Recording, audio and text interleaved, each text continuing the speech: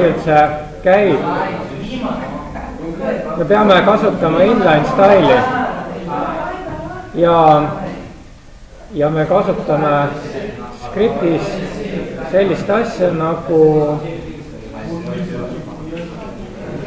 style ja font size.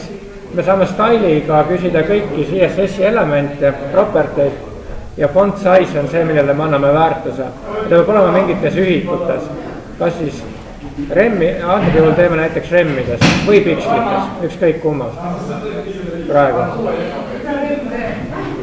Rem sõltub baasteksti suurusest, et kui meil on näiteks, pole määratud seda, siis siin on määratud brauseri, näiteks siin on 16, see 16 on üks rem, meil on 2 remmi, see on 32 pikslit.